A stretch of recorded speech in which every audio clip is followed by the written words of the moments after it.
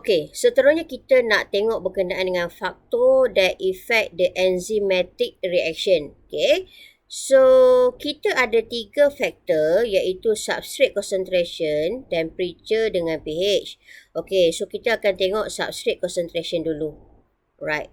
Okey, dalam graf yang saya bagi tu, saya ada label A ni kan. Okey. So, A ni merujuk kepada low substrate concentration. Alright. So, di mana pada low substrate concentration, apa yang kita boleh tengok kat sini, rate of enzyme reaction akan increase with increasing of substrate concentration. Alright. Dia jelas ditunjukkan dalam graf ni. Bila substrate bertambah, rate of reaction juga akan bertambah. Alright. Okay. Tetapi bila substrate concentration is high, means rujukan kita adalah dekat bahagian B tu, right?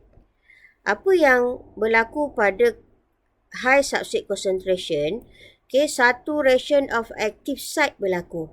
Maknanya, semua enzim yang terlibat telah digunakan untuk menukarkan substrate kepada produk. Contoh, kalau kita ada 3 enzim, ketiga-tiga enzim ni telah digunakan untuk menukarkan substrate kepada produk. Alright.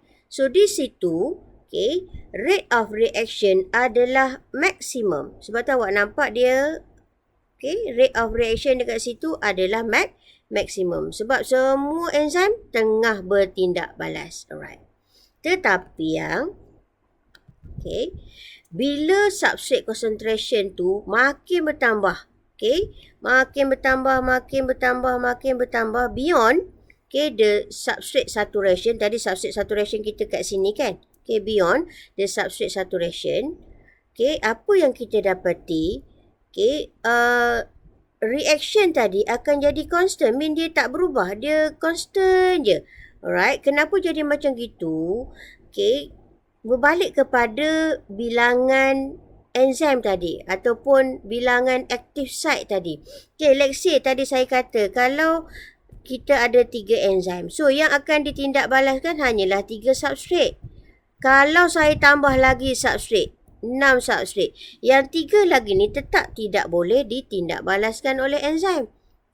Because enzim yang ada hanyalah 3 sahaja. Sebab itu kita kata tadi, increasing of substrate concentration has no effect. Tidak ada kesan kepada rate of reaction. Because at that time, kita punya enzim is, ataupun kita punya active site is already saturated.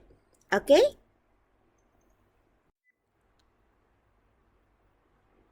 Okay, faktor yang seterusnya adalah temperature. Alright. For the temperature rank, kita akan tengok at low temperature first. So at low temperature, kalau you all tengok diagram graf saya tu merujuk kepada point A. At low temperature, apa yang kita sepatutnya tahu, kinetic energy enzyme dan juga substrate is low. Where we know that kinetic energy ni adalah tenaga yang akan menyebabkan pergerakan zarah-zarah enzim dan juga substrate. Right. So bila kinetic energy enzim dan substrate ni low, of course lah, collision means pelanggaran antara zarah-zarah enzim dan substrate juga adalah low. And we know that dalam keadaan collision yang low, the rate of reaction juga adalah low.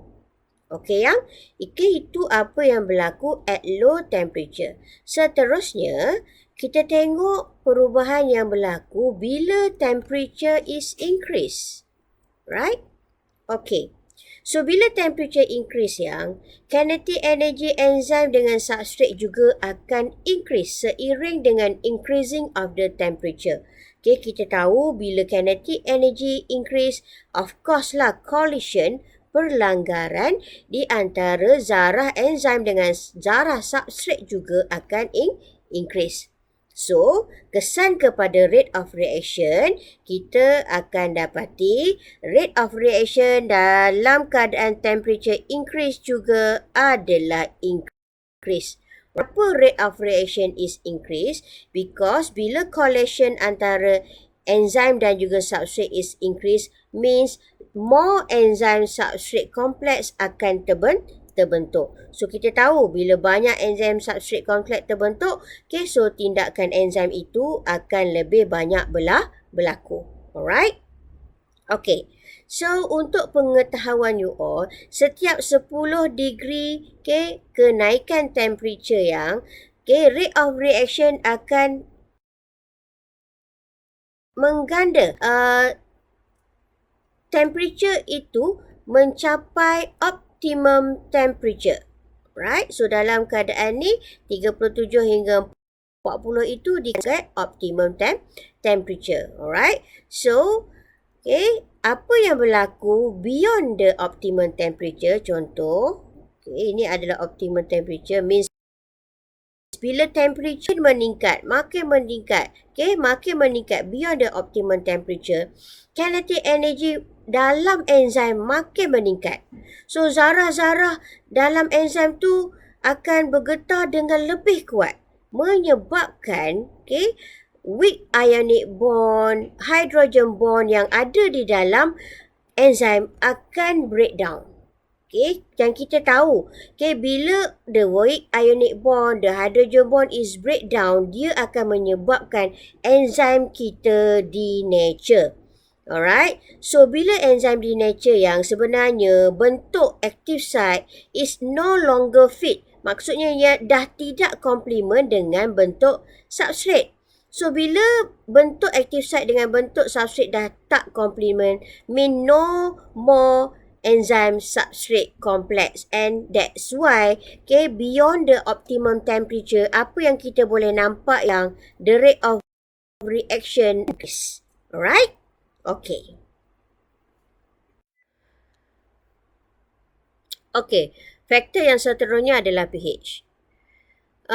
Untuk pH ni yang setiap enzim mempunyai specific optimum pH, di mana pada optimum pH, okay, rate of reaction juga adalah maksimum.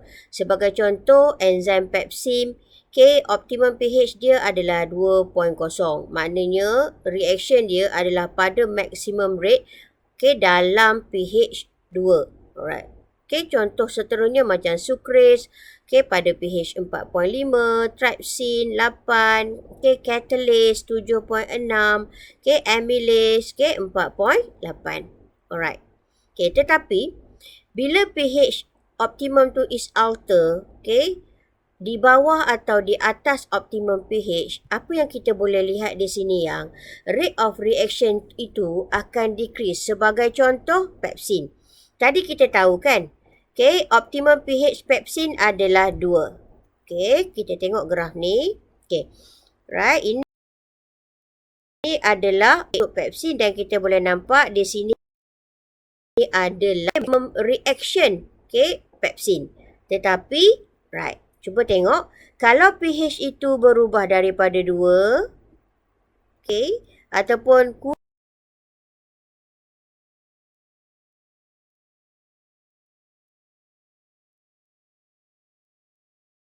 kurang daripada 2, okay.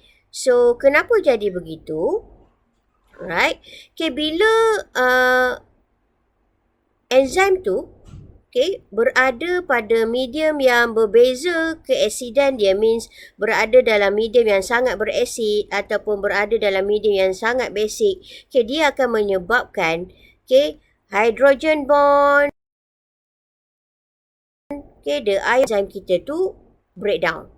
And kita tahu bila hydrogen bond, bila ionic bond tu breakdown, okay, dia akan menyebabkan active site enzim kita berubah bentuk. And okay, bila active site kita berubah bentuk, of course lah, substrate cannot fix, okay, anymore to the active site to form the enzyme substrate complex, okay, kerana okay, active site dah tak komplement dengan bentuk substrate.